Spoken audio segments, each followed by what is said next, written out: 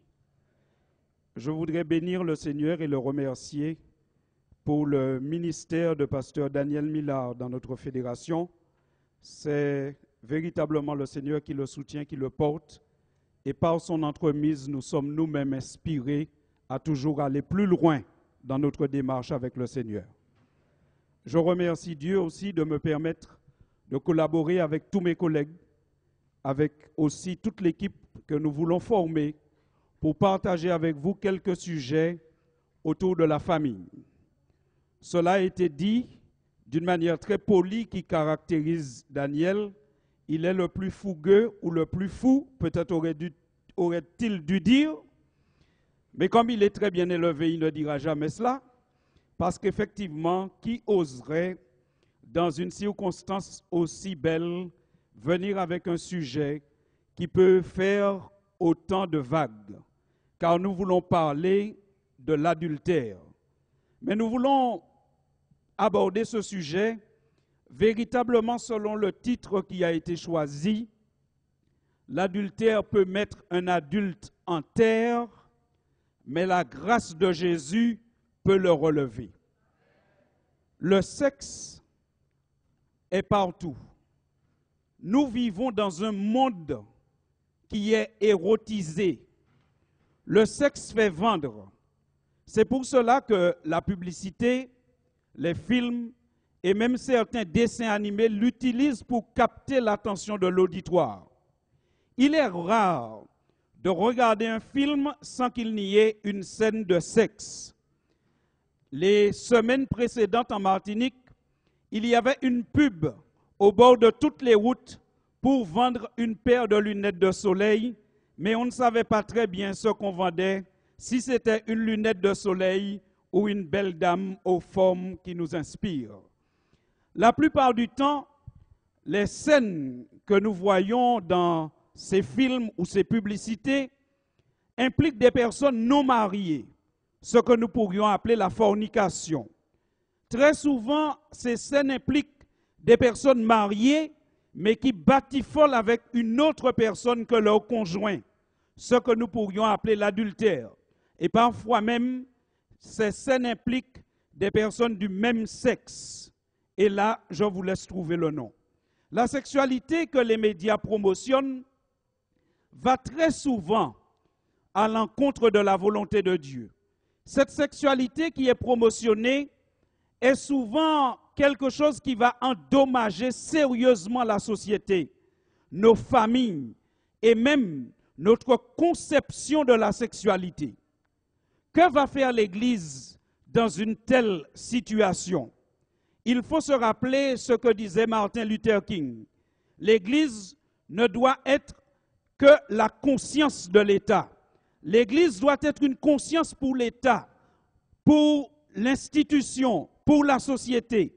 Le rôle de l'Église, le rôle des croyants, le rôle de tous ceux qui croient en Jésus, c'est de réaffirmer le plan de Dieu dans le domaine de la sexualité et montrer les effets de la sexualité débridée, notamment de l'adultère. Retenons pour le moment une première définition de l'adultère. Une définition un peu juridique. Nous trouvons dans les textes de loi cette définition de l'adultère. L'adultère peut se définir comme un rapport sexuel volontaire d'une personne mariée avec une autre personne que son conjoint. Nous retenons pour le moment cette première définition, mais nous en aurons une autre à la fin de notre étude. Pourtant, l'adultère est une des pratiques que les nouvelles tendances de la société cherchent à banaliser à tout prix. Et quand je vous dis cela, peut-être que vous pensez que ce sont quelques pasteurs qui ont peut-être même quelques difficultés avec leur sexualité, qui viennent parler de banalisation de l'adultère. Pas du tout. Je vous invite à prêter attention à la lecture que je vous ferai d'une interview qu'a donnée le docteur Willy Pasini.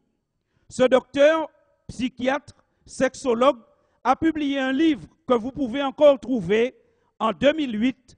Ce livre s'appelle « Les amours infidèles » aux éditions Odile Jacob. On lui pose la question à ce docteur. On lui dit, docteur, quels sont, d'après vous, vous qui êtes un psychiatre, vous qui recevez des gens, vous qui êtes quelqu'un qui contemple la société, qui la regarde, quelles sont, d'après vous, les principales raisons qui poussent aujourd'hui à l'infidélité? Et ce docteur répond, pour moi, il y a 3 mécaniques qui poussent à l'adultère.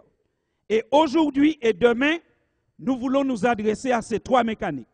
Il dit, la première raison, pour moi, de ce que j'observe dans mon cabinet, ce sont les raisons biologiques. Il dit, en effet, l'homme est porté vers des relations alternatives.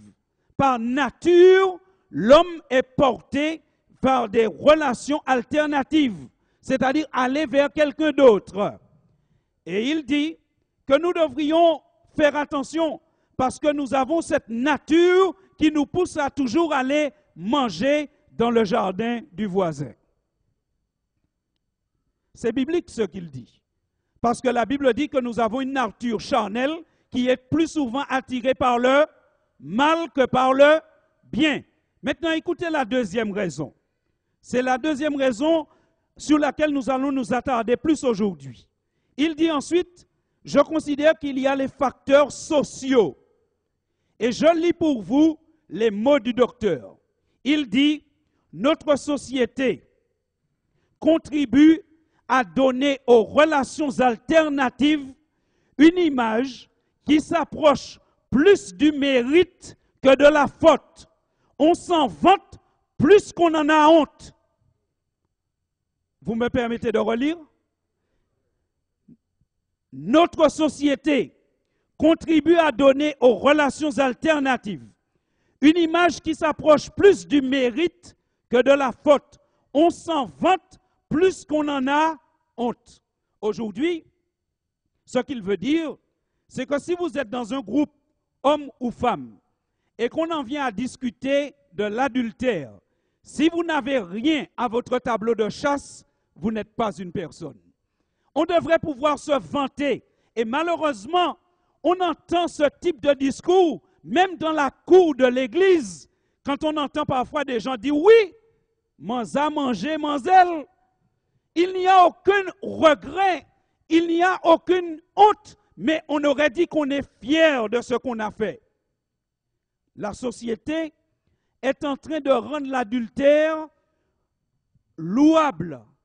Elle glorifie, elle donne du poids à l'individu qui l'a commis.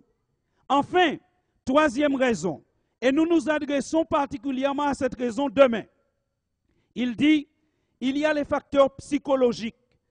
Très souvent, les gens sont adultères parce qu'ils s'ennuient dans leur couple.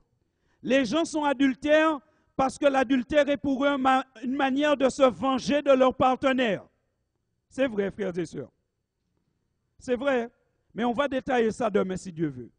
Il y a des gens qui pensent qu'il y a la retraite sexuelle.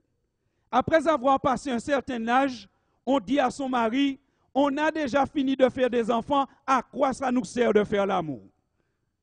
Comme si faire l'amour, c'est seulement pour la procréation. Mais ce n'est pas du tout vrai.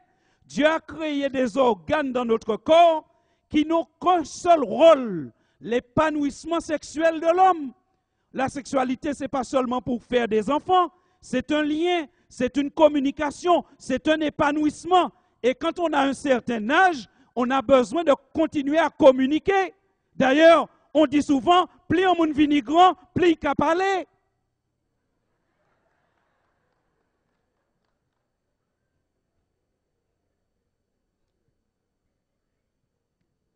Et alors,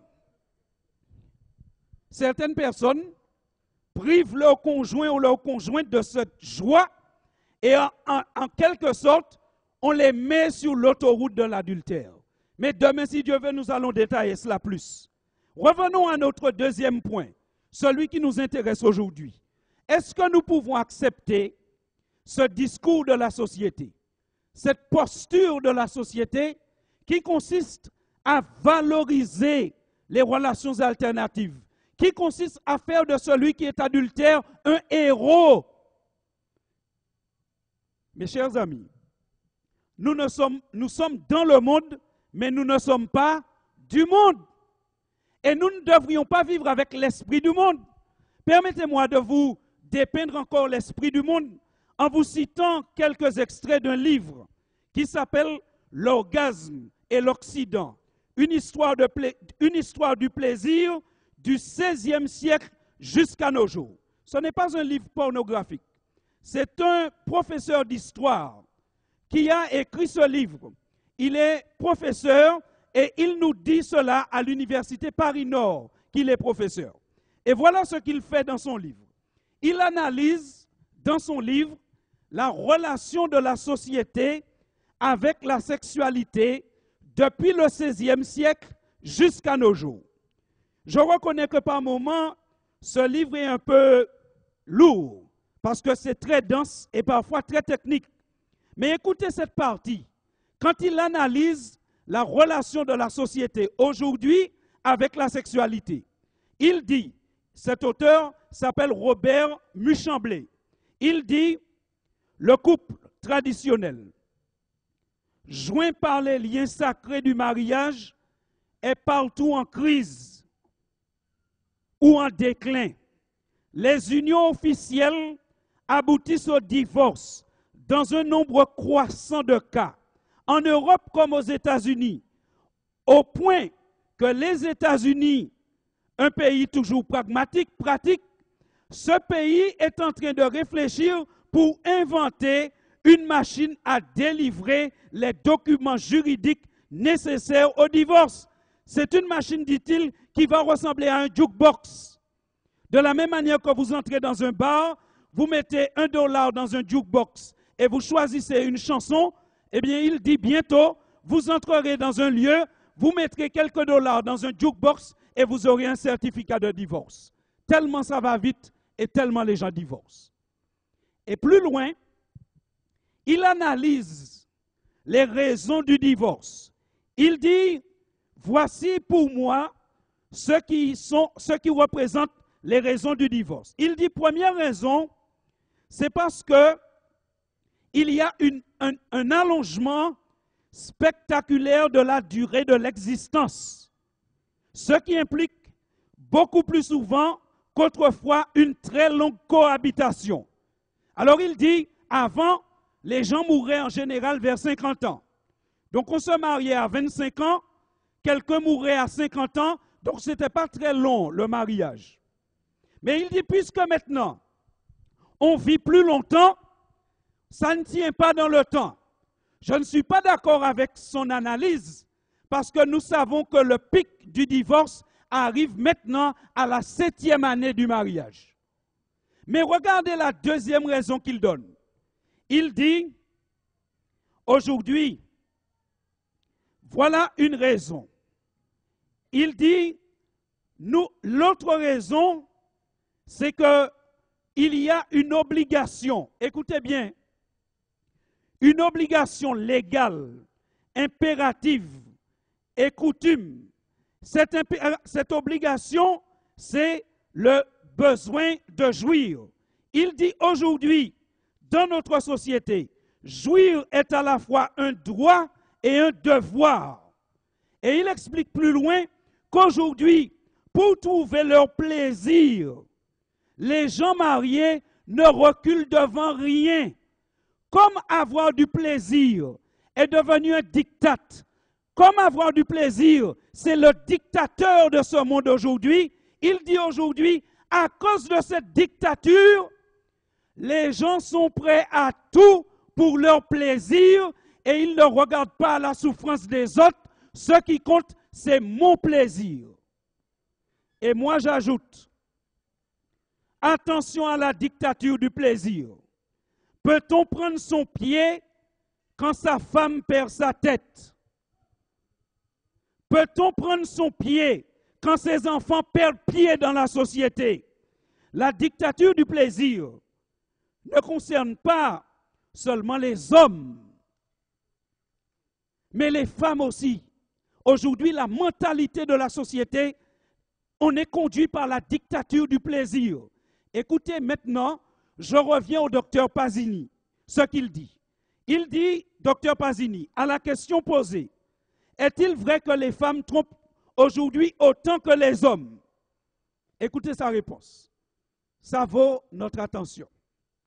Il répond, dans mon livre, le livre dont je vous ai parlé tout à l'heure, Les amours infidèles. Dans mon livre, je dis que les femmes ont gagné en liberté et en égalité, mais qu'elles ont perdu en scrupules. Cette phrase résume très bien les choses. Les femmes sont aujourd'hui à peu près aussi nombreuses que les hommes à être infidèles. Et le docteur ajoute, je rencontre d'ailleurs de plus en plus d'hommes en consultation qui avouent leur peur d'être trompés. Et il termine sa phrase en disant, et ça, c'est très nouveau. Ce docteur est en train de nous dire qu'aujourd'hui, on a atteint la parité. Peut-être pas encore au Sénat, ni à l'Assemblée nationale, mais dans le domaine de l'adultère, on est en train d'atteindre la parité. Mes chers frères et sœurs, aujourd'hui, voilà un peu l'état de la société concernant la fidélité et l'adultère. On vit dans un monde où ce qui compte, c'est mon plaisir, prendre mon pied. On vit sous le diktat du plaisir. Le plaisir est devenu un dictateur dans le monde. On veut se donner du plaisir, peu importe les conséquences, peu importe qui va souffrir, ce qui compte c'est moi et rien que moi. Et ça, si vous lisez votre Bible, c'est Babylone qui parle ainsi. Babylone, quand Babylone parle, Babylone dit, il n'y a que moi et rien que moi. Aujourd'hui, cette pensée babylonienne, elle envahit la société. Mais rappelons-nous une chose, la dictature du plaisir est un signe de la fin des temps. Qu'est-ce que je viens de dire? La dictature du plaisir est un signe de la fin des temps. Vous connaissez tous ce verset, 2 Timothée 3, 1 à 5. La Bible dit, sache qu'en dans le dernier jour, il y aura des temps difficiles, car les hommes seront comment? Égoïstes, amis de l'argent, fanfarons, hautains, blasphémateurs, rebelles à leurs parents, ingrats, irreligieux, insensibles, déloyaux, calomniateurs, intempérants, cruels. Et dites le reste avec moi. Ennemis des gens de bien, traites, emportés, enflés d'orgueil et ensuite aimant le plaisir.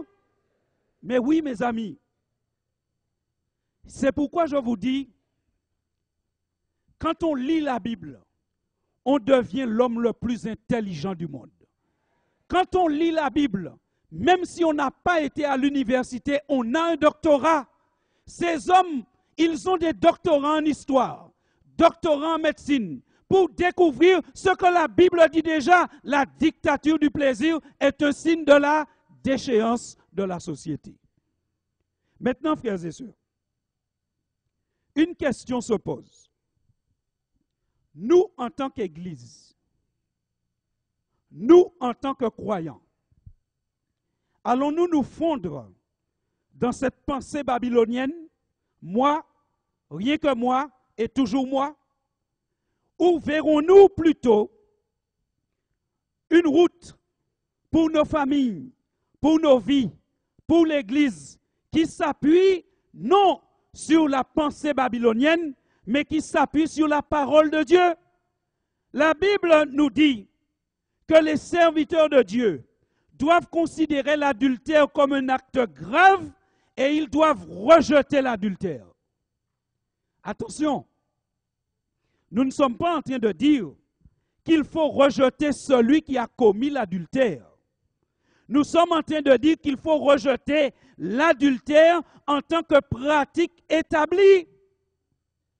On rejette l'adultère, mais celui qui a commis l'adultère, on lui dit ce que Jésus a dit, va et ne pêche plus. Moi non plus, je ne te condamne pas. Oui, la grâce que nous proclamons, elle est puissante, elle est forte, elle restaure les cœurs, les couples endoloris par le péché quand la repentance est sincère.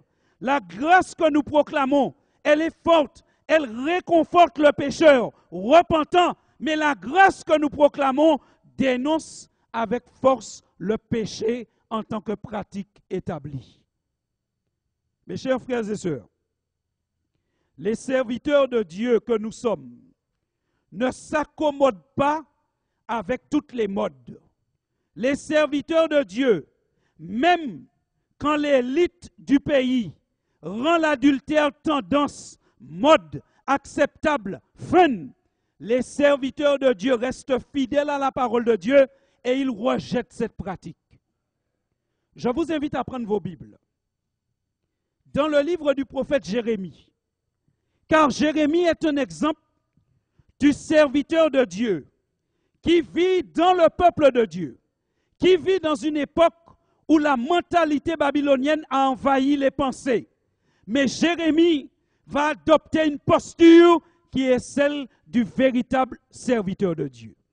Si vous avez trouvé Jérémie, allons au chapitre 9. Jérémie chapitre 9.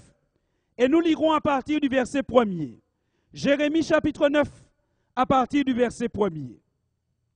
Jérémie, serviteur de l'Éternel, chapitre 9, à partir du verset 1er. Que lisons-nous? Jérémie parle, mais je vous avoue que quand on aura fini la lecture, nous ne savons pas très bien si c'est Jérémie ou si c'est Dieu qui parle. Regardez ce qui est dit. La Bible dit, oh, Jérémie 9, verset 1. Oh, si ma tête était remplie d'eau, si mes yeux étaient une source de larmes, je pleurerais jour et nuit les morts de la fille de mon peuple. Oh, si j'avais au désert une cabane de voyageurs, j'abandonnerais mon peuple et je m'en éloignerais, car tous sont des adultères. C'est une troupe de perfides. Ils ont la langue tendue comme un arc et lancent le mensonge. Ce n'est pas par la vérité qu'ils sont puissants dans le pays, car ils vont de méchanceté en méchanceté et ils ne me connaissent pas, dit l'Éternel. Frères et sœurs, l'adultère n'est pas le seul péché dénoncé par l'Éternel, mais remarquez que l'adultère est en tête de liste des péchés dénoncés. Deuxièmement, Jérémie dénonce ce que la majorité pratique parce que c'est en opposition avec la parole de Dieu. Jérémie a dit, car ce que sont tous, ils sont tous des adultères. Aujourd'hui, voilà une chose qui est difficile. C'est parce qu'on a l'impression, si je ne le fais pas, je suis une bête bizarre. Si je ne le fais pas, je suis un faible. Je ne suis pas dans le coup. Tout le monde le pratique et pourquoi pas moi? Mais Jérémie, alors que tout le monde le pratiquait, il dit, moi, je préfère m'enfuir au désert, mais je ne participerai pas avec eux. Notez encore que dans la pensée de Jérémie, l'adultère qui est dénoncé, c'est à la fois l'adultère littéral, mais l'adultère spirituel. Tournez quelques pages. Allons dans Jérémie chapitre 3, verset 9. Regardez pour Jérémie, c'est quoi l'adultère? Jérémie chapitre 3, verset 9. Regardez. Que dit la Bible? Jérémie 3, verset 9. Vous y êtes? Lisons. Jérémie 3, verset 9. Par sa criante impudicité, Israël a souillé le pays. Elle a commis quoi? Elle a commis quoi? Un adultère avec la pierre et le bois. De quel adultère s'agit-il ici? De l'idolâtrie. Tournez encore quelques pages. Jérémie chapitre 5, à partir du verset 7. Et nous allons voir que non seulement Jérémie dénonce l'adultère spirituel, l'idolâtrie, mais il dénonce aussi l'adultère littéral. C'est ce qui provoque la tristesse du Seigneur. Le Seigneur a envie de pleurer à cause de l'adultère, à cause de l'idolâtrie, mais à cause de l'infidélité. Et là, mes amis, accrochez-vous parce que ce que nous allons lire, c'est piquant. Jérémie chapitre 5, verset 7. C'est Dieu qui parle. Et Dieu dit, « Pourquoi te pardonnerai-je, Israël? Tes enfants m'ont abandonné, et ils jurent par des dieux qui n'existent pas. J'ai reçu leur serment, et ils se livrent à l'adultère. Ils sont en foule dans la maison de la prostituée. » Levez la tête.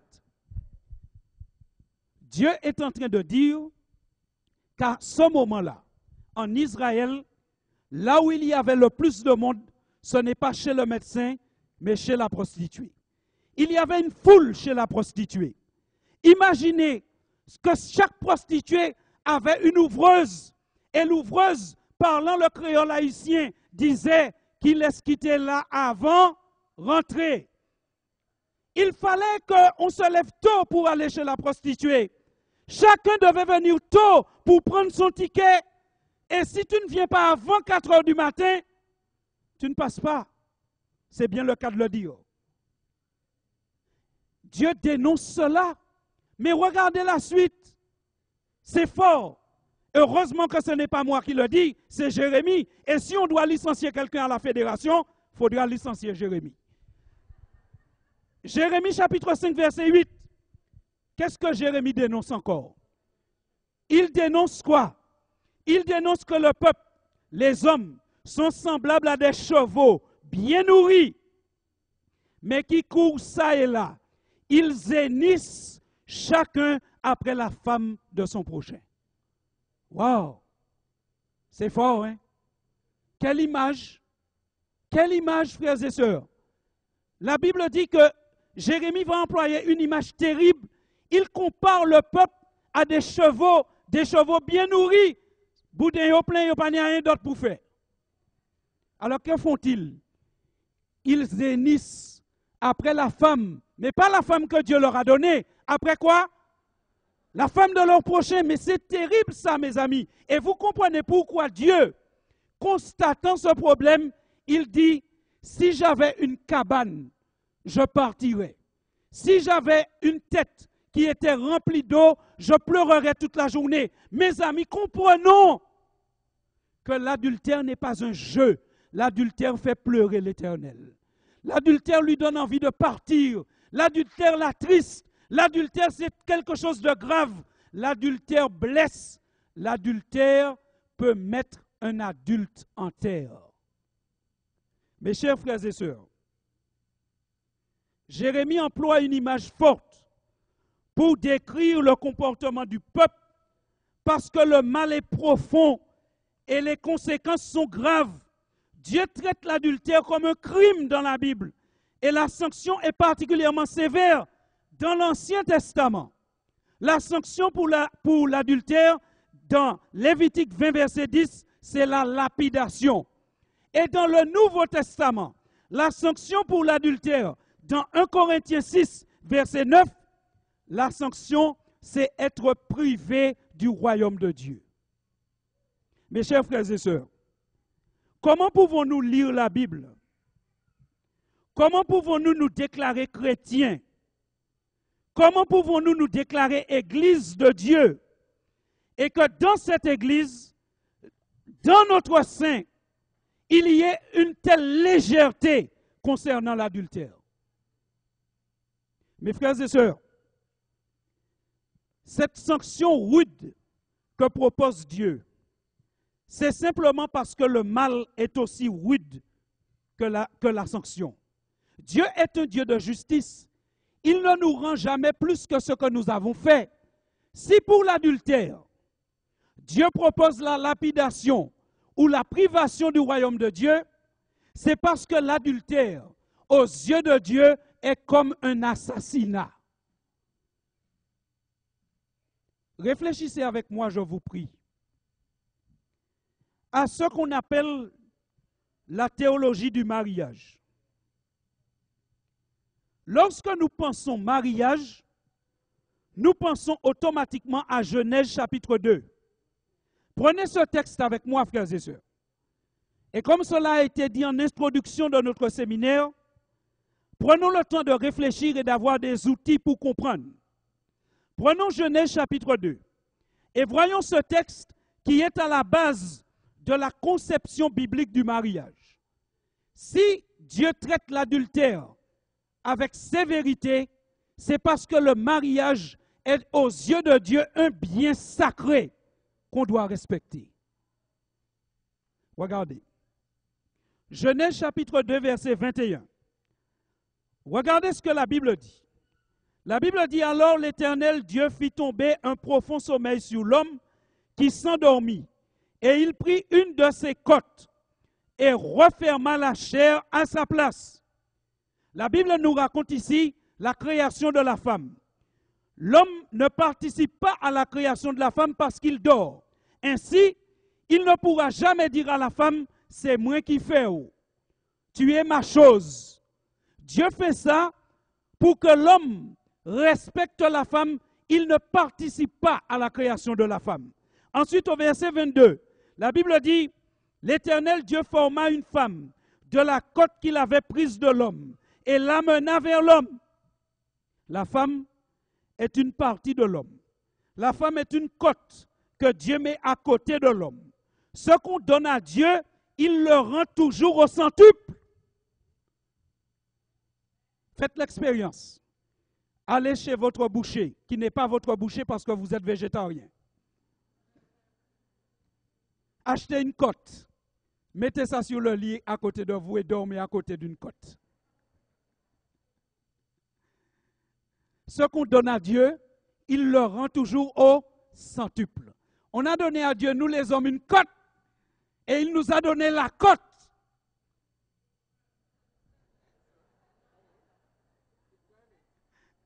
Vous n'avez pas compris le jeu de mots? On a donné à Dieu une côte, mais après quand la femme est venue, nous avons la côte. C'est-à-dire nous avons de la valeur.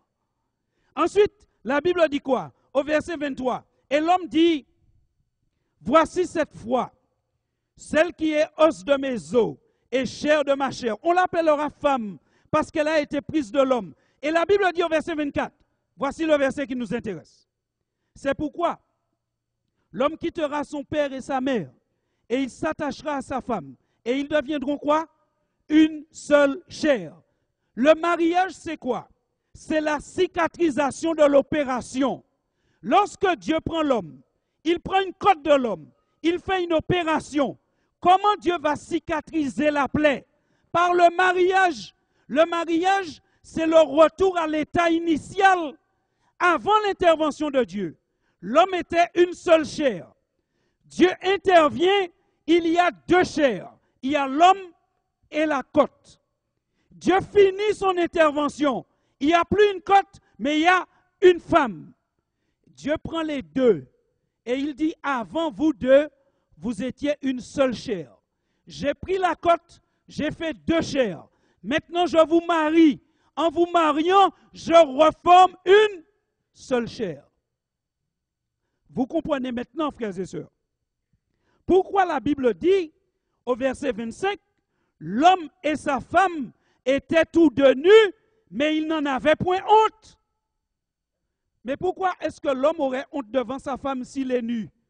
Parce que quand la femme le regarde, mais la femme regarde quoi? Son propre corps. Et quand l'homme regarde sa femme nue, qu'est-ce qu'il regarde? Son propre corps. Quand on est marié et qu'on est nu en présence l'un de l'autre, il n'y a pas de honte. Alors, chers amis, l'ampoule qui est grillée dans votre chambre, changez-la. Lumière. Sexualité, ce n'est pas une affaire de ténèbres, mais de lumière quand on est marié en Jésus-Christ. La Bible dit quoi? Qu'il n'en avait point honte. Pourquoi? Parce que c'est un seul corps qui est là. Quand on regarde le corps de sa femme, ce n'est pas un autre corps, c'est mon corps. Quand la femme regarde le corps du mari, ce n'est pas un autre corps, c'est son corps. D'ailleurs, si vous lisez Éphésiens 5, au verset 23, l'apôtre Paul dit que la femme, le mari doit aimer sa femme comme étant son propre corps. Et dans 1 Corinthiens 7, l'apôtre Paul dit, l'homme n'a pas autorité sur son corps, mais sa femme. Et la femme n'a pas autorité sur son corps, mais son mari. Alors, lorsqu'il est dit que l'homme s'attachera à sa femme et qu'ils deviendront une seule chair, c'est une déclaration puissante qui est là. Lorsqu'on parle de cela, souvent on dit l'homme s'attachera à sa femme, mais on ne pèse pas la valeur. En hébreu, le verbe employé pour dire l'homme s'attachera à sa femme, ce verbe c'est davak. Et ce verbe, vous savez où nous le retrouvons dans la Bible? Lisez avec moi 2 Rois chapitre 5 verset 27. Et regardez où est-ce qu'on retrouve le verbe davak dans la Bible pour parler d'un attachement. Et vous comprendrez c'est quoi l'attachement du mariage. 2 Rois chapitre 5 verset 27. 2 Rois chapitre 5 au verset 27. Vous avez trouvé? 2 Rois chapitre 5 verset 27. Si vous avez trouvé, je lis. Il est dit, la lèpre de Naaman s'attachera à toi et à ta postérité pour toujours. C'est le même verbe qui est dans Genèse 2. L'homme s'attachera à sa femme, c'est le même verbe davak pour dire la lèpre s'attachera à toi. Mes frères et sœurs, réfléchissez avec moi. Quand la lèpre est attachée à quelqu'un, la lèpre est où? À côté de la personne? La lèpre est à côté de la personne quand elle s'attache à la personne? Non. Où est la lèpre quand elle s'est attachée à toi? Elle est dans ta chair. Elle est dans ta chair même. Donc lorsque la Bible dit l'homme s'attachera à sa femme, la Bible est en train de dire réellement que l'homme et la femme deviennent une seule chair. Et vous comprenez, frères et sœurs, que l'adultère, c'est une violence. Parce que quand on commet l'adultère, c'est comme si on prend une partie du corps de quelqu'un. Imaginez que nous puissions retourner juste à l'arrière, trouver le coutelas du plombier et venir là sans anesthésie et dire « Je veux prendre une partie de votre corps ». Qu'est-ce que vous donnez? Un bras? Une jambe? Rien du tout.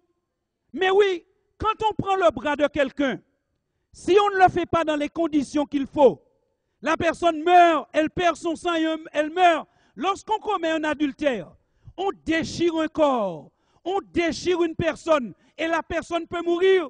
C'est pourquoi Dieu répond à l'adultère par la lapidation.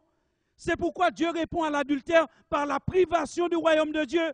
Parce que l'adultère, c'est une plus grande violence qu'on ne l'imagine. Et le Nouveau Testament. Et Jésus. Est-ce que Jésus soutient cela? Tournez les pages de votre Bible et allons jusque dans Matthieu 19. Dans Matthieu 19, Jésus reprend le texte de Genèse chapitre 2. Et il va donner encore plus de couleur à ce qui est dit dans Genèse chapitre 2. Et je vous invite à être particulièrement attentif. Matthieu chapitre 19, verset 5. Jésus répond à la question, est-ce qu'on peut divorcer pour un motif quelconque? Et Jésus veut montrer la valeur du mariage. Et qu'est-ce qu'il dit? Frères et sœurs, réfléchissons, analysons la Bible. Matthieu 19, verset 5. Jésus dit, c'est pourquoi l'homme quittera son père et sa mère, et il s'attachera à sa femme, et les deux deviendront une seule chair. Jésus, il garde le texte de Genèse chapitre 2. Il est d'accord avec ce qui a été dit. Et quand Jésus dit « l'homme s'attachera à sa femme », il y a deux choses qu'il faut noter. Le verbe que la Bible emploie dans le Nouveau Testament pour parler de l'homme qui s'attache à sa femme, même si vous ne connaissez pas le grec, ça vous dira quelque chose. Ce verbe, c'est le verbe kolao. C'est de ce verbe que vient notre mot kol. Lorsque Jésus dit l'homme s'attachera à sa femme, il dit littéralement l'homme sera collé à sa femme. Est-ce que vous avez déjà essayé de coller avec une colle forte deux morceaux de papier ensemble? Et quand vous essayez de décoller, qu'est-ce qui se passe? Ça se déchire. Retenez ce que vous avez dit. Ça se déchire. Le verbe, c'est kolao. Ils sont collés. On ne peut pas dénoter cela. Une autre chose qu'il faut noter, c'est que lorsqu'il est dit « l'homme s'attachera à sa femme », le temps qui est employé ici, c'est ce qu'on appelle un futur passif en grec. Ça signifie que ce n'est pas l'homme qui s'attache à la femme, mais littéralement, il faudrait lire « l'homme sera attaché à sa femme ». Qui c'est qui colle? Qui c'est qui attache? Dieu. Mes amis, j'aimerais que vous puissiez me répondre. Est-ce que vous pensez que Dieu est un arnaqueur? Est-ce que ça vous est déjà arrivé? Ça m'est arrivé il n'y a pas longtemps, pour l'investiture que nous avons eue des chefs guides. Il fallait coller des choses sur la chemise ou les coudre. Mais je n'avais pas le temps de les coudre, alors je suis allé acheter un pot de colle pour tissu. Je suis rentré dans un magasin, j'ai dit au vendeur, j'ai besoin d'un pot de colle pour tissu. Il m'a dit, monsieur, prenez ça, c'est excellent. Qui dit qui fait? J'ai acheté la colle, j'ai collé cela, et heureusement, Dieu m'a béni. Ce jour-là, à la fédération, j'ai trouvé des secrétaires qui m'ont aidé. Nous coller, bagaille. Et vous savez quoi? Investiture pour quand c'est fini.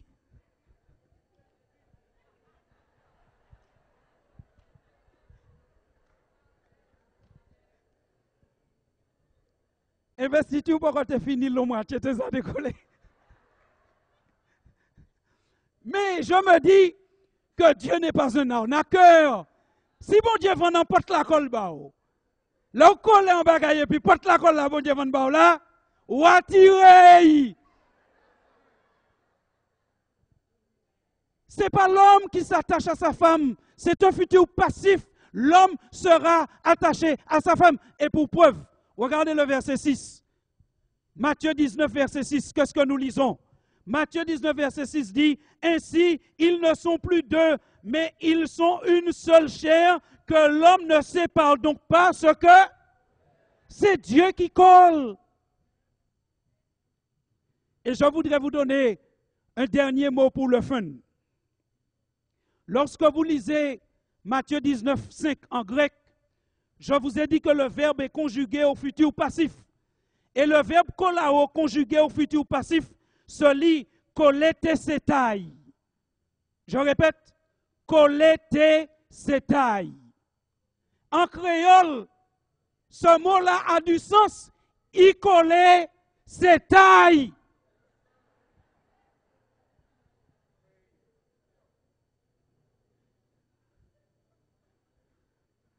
Alors, désormais, après cette exégèse, quand vous rencontrez deux personnes mariées, au lieu de dire « ils sont mariés », vous pouvez dire « ikole setai ». Désormais, dans notre église, lorsque nous rencontrons deux personnes mariées, nous ne disons plus « ils sont mariés », nous disons « ikole setai ». Oui, mes frères et sœurs, retenons maintenant notre définition de l'adultère. Au début, nous avions donné une définition juridique. C'est une personne mariée qui a une relation consentante avec une autre personne que son époux ou son épouse. Mais pour nous chrétiens, voici notre définition de l'adultère. Notre définition de l'adultère, c'est que l'adultère, c'est une tentative de décoller ce que Dieu a collé avec le risque de tout déchirer. Je reprends cela. L'adultère, c'est une tentative de décoller ce que Dieu a collé avec le risque de tout déchirer. Mes frères et sœurs, est-ce que vous avez déjà eu un entretien d'intimité avec des enfants qui reviennent d'un foyer brisé par l'adultère? Ces enfants-là sont déchirés. Est-ce que vous avez déjà eu un entretien d'intimité avec un homme ou une femme qui a été trompé, bafoué par son conjoint? Cette personne est déchirée, frères et sœurs. L'adultère, aux yeux de Dieu, c'est une décréation. À la création, Dieu prend une cote et il fait la femme. Et voici que par l'adultère, Dieu a collé par le mariage, l'homme et la femme. Il les a soudés. Et voici que quelqu'un vient et va faire l'antithèse de ce que Dieu a fait. Là où Dieu a collé, je passe et je tente de décoller. Mais je ne suis pas Dieu. Dieu a pris la côte de l'homme sans déchirer l'homme. Si vous soulevez votre chemise et vous regardez votre côté, vous n'êtes pas déchiré. Mais je ne suis pas Dieu. Si je tente de prendre la côte d'un homme, je suis obligé de le déchirer. L'adultère, c'est une contrefaçon du plan de Dieu. C'est une décréation. C'est une antithèse de la création. Frères et sœurs, lorsque nous comprenons ces choses, nous comprenons que l'adultère peut mettre un adulte en terre. J'ai eu l'occasion d'échanger une fois avec un psychiatre. Et ce psychiatre me parlait un peu de son travail. Et il me disait, ces jours-ci, je suis triste. Il me dit, tu sais, dans mon service, j'ai en ce moment une femme cadre supérieur dans l'administration scolaire. Et il me dit, en ce moment, elle est dans mon service. Elle est déchirée. Elle est à terre. Elle est presque en terre. Simplement parce qu'une autre jeune femme lui a enlevé son mari. L'adultère déchire les gens, frères et sœurs. Ça abîme. On ne peut pas jouer avec ça. On ne peut pas faire de cela un amusement. Il y a des prédateurs aujourd'hui, des gens qui s'amusent à déchirer. Mais celui qui déchire, il sera déchiré. Mais bien aimés frères et sœurs, nous reconnaissons que ce sujet est lourd. Mais il faut que nous disions ces choses-là de temps en temps. Il faut que nous prenions conscience qu'on ne peut pas s'amuser avec tout et avec n'importe quoi. Il faut que les jeunes de notre Église entendent ces messages-là pour qu'ils sachent qu'ils ne peuvent pas s'adonner à n'importe quoi. Il faut que les hommes et les femmes de cette Église entendent ces messages-là pour comprendre que l'adultère, c'est un crime et qu'on ne peut pas prendre ça pour une plaisanterie. L'adultère peut mettre un adulte en terre. Ça déchire, ça fait mal. Mais bien aimés frères et sœurs, s'il est vrai que nous dénonçons avec force l'adultère, nous voulons dire que la grâce de Jésus peut relever cet adulte qui est en terre. Souvenez-vous de cette histoire qui est dans l'évangile de Jean au chapitre 8. une femme qui a été surprise en flagrant délit d'adultère. Jean 8, cette femme est emmenée devant Jésus. Et je lis pour vous Jean 8, verset 3. La Bible dit, alors les scribes et les pharisiens amenèrent une femme surprise en adultère, la plaçant au milieu du peuple. Et ils dirent à Jésus, Maître, cette femme a été surprise en flagrant délit d'adultère. Pardonnez-moi cette réflexion à haute voix. Quand je lis cette phrase, il y a une question que je me pose. Si elle a été surprise en flagrant délit d'adultère, oui, vous vous demandez où est l'homme? Mais je me pose une autre question. En général, quand on fait l'amour, on se déshabille. Je me demande si cette femme a eu le temps de se rhabiller. Parce que la Bible dit qu'elle a été surprise en flagrant délit d'adultère. Et la Bible dit, littéralement, elle a été traînée sur la place devant Jésus et devant les gens. Peut-être qu'elle n'était presque pas habillée. Ou alors avec un vêtement mal mis, à l'envers ou de travers. Mettez-vous à la place de cette femme. Vous êtes devant Jésus, devant la foule, peut-être pas habillé du tout, peut-être à demi habillé, et tout le monde vous regarde, tout le monde vous accuse. Frères et sœurs, dans quelle posture pensez-vous que cette femme se tenait? Est-ce que vous pensez qu'elle se tenait debout, bien droit, la tête bien relevée? Ou est-ce que vous pensez qu'elle était peut-être plutôt cassée, qu'elle était à terre? Peut-être même qu'elle était couchée par terre? Et peut-être même qu'elle se disait, j'aurais tellement aimé être en terre. Mon honte, moi t'ai envie de terrer moi sur place. L'adultère peut mettre un adulte en terre.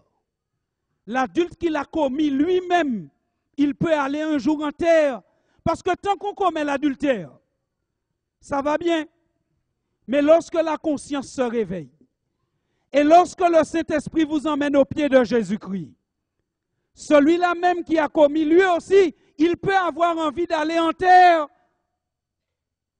Mais la beauté de cette histoire réside dans le fait que cette femme bousculée, à demi habillée, qui a un genou par terre, peut-être vautrée dans la poussière, il y a quelqu'un d'autre qui descend la rencontrer dans la poussière.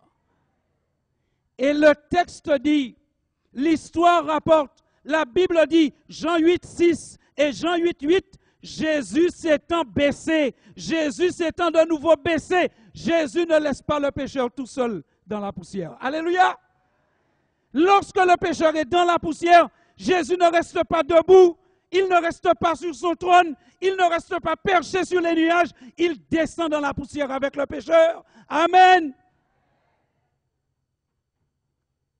Et parce que Jésus est descendu avec elle dans la terre, dans la poussière. Mais oui, Jésus est descendu dans la terre, il a été 3 jours dans le tombeau.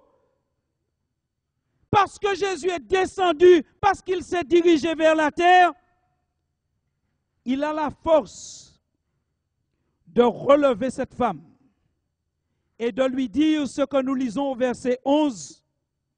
Je ne te condamne pas non plus, mais va et ne pêche plus. Frères et sœurs, voici le cœur de notre réflexion. Le cœur de notre réflexion, ce n'est pas que quiconque parte d'ici chargé de culpabilité.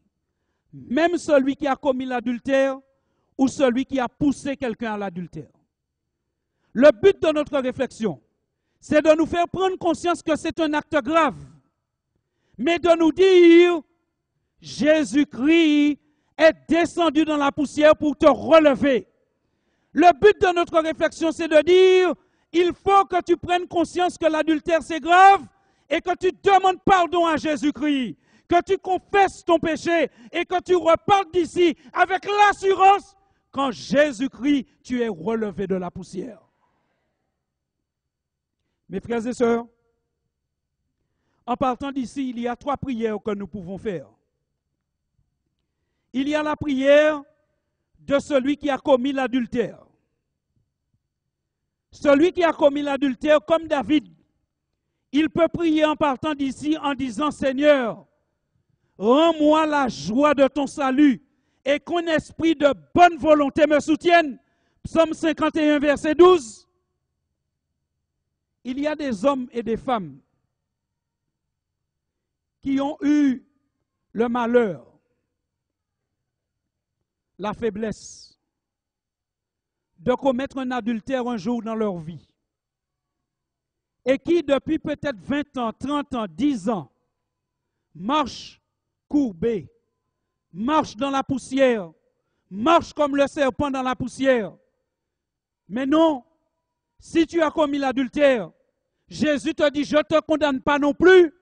Jésus ne te dit pas, c'est pas grave. Il te dit, c'est grave, mais il te dit, je te pardonne.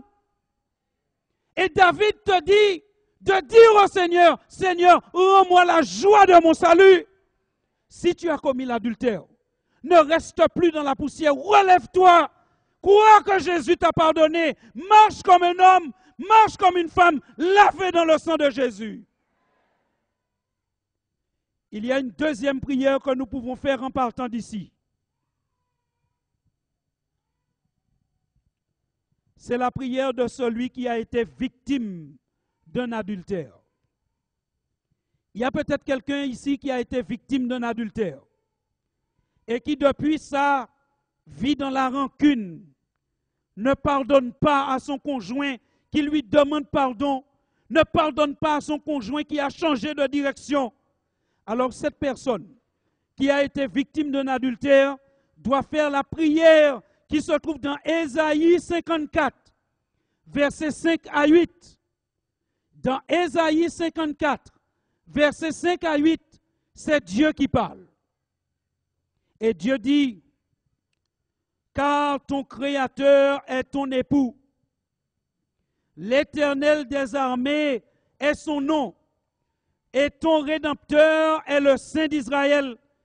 Il se nomme Dieu de toute la terre, car l'Éternel te rappelle comme une femme délaissée et au cœur attristé, comme une épouse de la jeunesse qui a été répudiée, dit ton Dieu. Quelques instants, je t'avais abandonné, mais avec une grande affection, je t'accueillerai. Dans un instant de colère, je t'avais un moment dérobé ma face, mais avec un amour éternel, j'aurai compassion de toi, dit l'Éternel, ton Rédempteur, ton Créateur. Mes chers amis, Dieu se présente dans la Bible comme un époux bafoué. Dieu se présente dans la Bible comme un époux qu'on a trompé. Mais l'époux trompé, l'épouse trompée, quel exemple Dieu lui donne?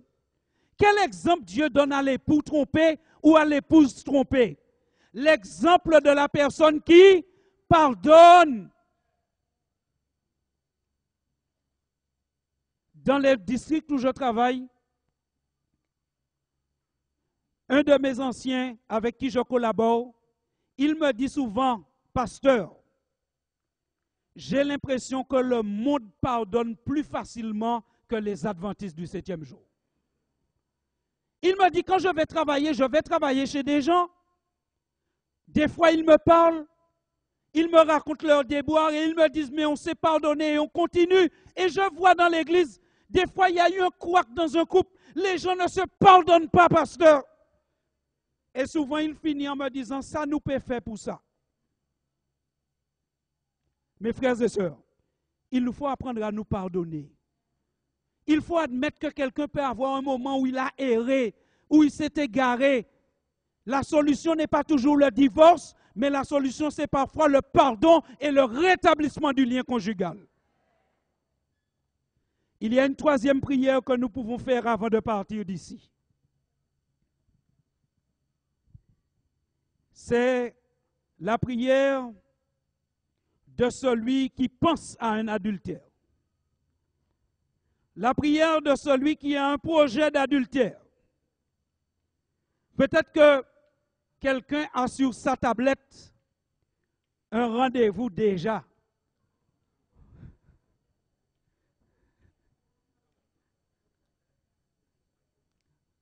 Peut-être que quelqu'un a sur son agenda un rendez-vous déjà.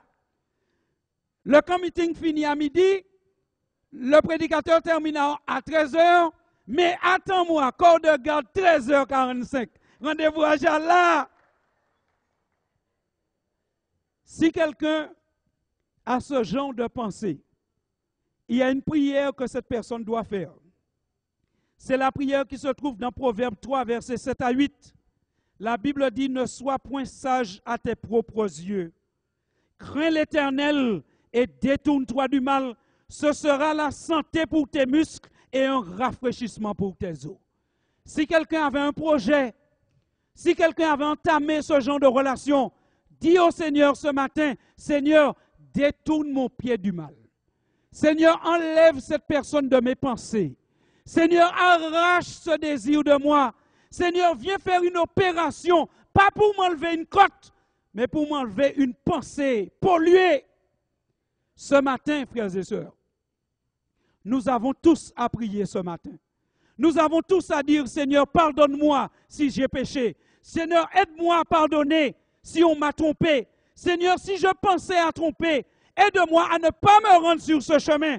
Seigneur, si je n'ai pas encore trompé, comme pasteur Luciette l'a dit ce matin dans son message, que celui qui se croit fort, oh Seigneur, protège-moi pour que je ne tombe pas. Tout le monde doit prier cet après-midi. Tout le monde a quelque chose à dire au Seigneur. Et c'est pour cela que maintenant, je veux donner le micro à pasteur Uriti, qui vous dira comment nous allons prier pour tous ces sujets. Notre Dieu, notre Père céleste, nous te sommes vraiment reconnaissants ce matin. Nous voulons te dire merci Seigneur, car ton serviteur, pasteur Gély, avec le courage, avec la conviction, avec la force que tu lui as donnée ce matin, a parlé de manière claire, de manière limpide à tes enfants ici prosternés devant ta face. Il a parlé et chacun d'entre nous, nous avons reconnu ta voix parlant à ton peuple. Ceux qui entendent par le biais de la radio et sur Internet ont aussi entendu ta voix. Et ils s'unissent à nous en cet instant, Seigneur, alors qu'ensemble nous nous approchons de ton trône. Nous nous approchons de ton trône pour t'élever, pour t'exalter, pour te bénir, pour ta parole qui est une lampe à nos pieds et une lumière sur notre sentier, pour ta parole qui nous interpelle certes, mais sur ta parole qui nous rassure sur le fait que nous pouvons ce matin, par ta grâce, obtenir le pardon complet de tous nos péchés. Merci pour le ministère de pasteur Gély. Merci de l'avoir utilisé. Merci de lui avoir donné les mots qu'il faut, la façon, la manière. Et merci parce que nous avons la certitude, oh oui, l'assurance que tu l'as utilisé ce matin. Seigneur, pardonne s'il te plaît, ô Père, à ceux qui sont dans cette salle, sont ceux qui un jour ont chuté, ceux qui un jour se sont retrouvés dans une situation d'adultère et qui se sont relevés. Pardonne à ceux qui aujourd'hui encore traînent cette difficulté, n'arrivent pas à s'en sortir, se sentent encore coupables, ont honte. Seigneur, aujourd'hui c'est jour de grâce, aujourd'hui c'est jour de pardon, car ta grâce est suffisante pour pardonner à tout pécheur repentant. Oh, notre Dieu, veuille donc agir et pardonner à tous ceux qui sont dans cette catégorie. Il y a aussi de ceux, Seigneur, qui sont des victimes de l'adultère, de ceux qui aujourd'hui ne l'ont peut-être pas cherché, mais ont peut-être été manipulés, peu importe, mais qui aujourd'hui sont victimes et qui se sentent mal dans leur peau. De ces personnes qui souffrent encore aujourd'hui et qui n'arrivent pas à retrouver un équilibre au niveau sexuel, au niveau de leur couple, au niveau de leur vie sentimentale et amoureuse. Oh notre Dieu, au nom de Jésus et par la puissance de ton esprit, enlève ces différents fardeaux, soulage ces différents maux qui aujourd'hui affectent tes enfants. Seigneur, nous voulons te prier pour ceux aussi qui, comme pasteur Gély l'a précisé, peut-être contemplent un rendez-vous ou un projet. Nous voulons que chacun d'entre nous comprenne, ô Dieu, que l'adultère déchire, détruit, abîme, met un homme en terre. Mais nous voulons surtout que chacun comprenne que ta grâce ressuscite, ta grâce relève et que donc nous n'avons rien à craindre, sinon simplement de te remercier infiniment de nous avoir parlé, de nous permettre aujourd'hui de prendre un nouveau départ. Bénis ton peuple, Seigneur. Veuille parfaire cette prière. Tu connais tes enfants, tu connais tous les besoins, tu connais tous ceux qui sont là.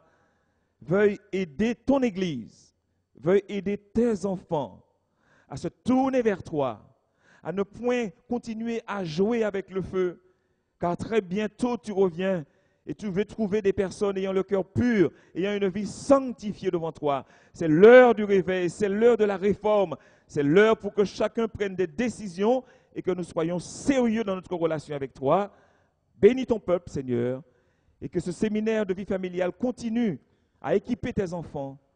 Alors que Pasteur Gély revient pour encore nous parler demain de sexualité, que nous soyons réceptifs et que ton nom soit glorifié, Père. Nous t'avons prié en toute humilité, mais avec l'assurance que tu as entendu nos prières, avec l'assurance que tu pardonnes, que tu guéris, que tu soulages et que tu reviens bientôt nous chercher, au nom et par les mérites de Jésus notre Sauveur. Amen.